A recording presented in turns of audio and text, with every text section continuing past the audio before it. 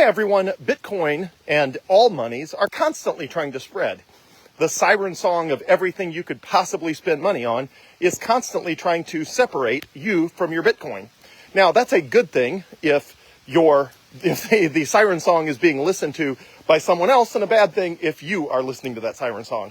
I talked earlier today about a friend of mine who sold 97 Bitcoin for $10,000. I also talked about someone I knew who bought Bitcoin at $5,000 and sold it at $20,000.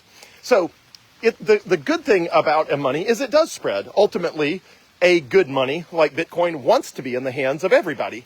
It wants to be, of course, it doesn't have a mind of its own or anything, but the natural incentives are that money will spread and that it will be used for commerce and that it will be used for everything. Now, you have to think about the good side of this as well, because when I was buying my first Bitcoin back in 2017, the price was around $10,000. I think the average of what I bought in 2017 and 2018 was maybe $9,000. But what if all of the early adopters of Bitcoin between 2009 and 2016 had held their Bitcoin and not been willing to sell any of it? Well, then I would be buying Bitcoin back then at $100,000 instead of at $10,000 or $9,000. What if the people today, every single person who held Bitcoin today, absolutely refused to part with it? Well, that means you would be buying Bitcoin today at $1 million per coin instead of just $104,000 per coin. So it's a good thing that Bitcoin and all other money spreads naturally. It's a good thing that money naturally wants to end up in the hands of everybody that could benefit from that money.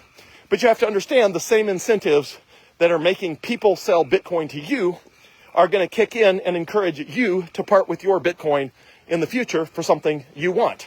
So it's best, first of all, if you have US dollars, to spend those and save your Bitcoin as long as conceivably possible, but also to understand that when it is the right time for you and your family, and you want to improve you or your family's life in some way, there's nothing wrong with doing that, because that is the purpose of money. And at the end of the day, a lot of people improved their lives and the lives of their family with the US dollars that I gave them in exchange for their Bitcoin. And in the future, a lot of people will do the same. And eventually, when about 3% better at making everything in general over time. So in the future, Bitcoin will just be money. It will go up in value 3% per year, and everyone will use it for everything. And at that point, you won't have to think about it as both an investment and a money. It will just be a money. Until then, hold on to it as long as you can, buy as much as you can, and understand that 1,000 different things will try to separate you from your Bitcoin. And be thankful every time you buy Bitcoin, that the reason you can buy it at the price you're buying it for today, instead of a price that is radically higher, today's price. And if nobody was willing to sell it to you at $100,000 or $104,000 per coin, you would have to pay infinitely more than that for your Bitcoin. So that's the way money works. Advice is the same as always.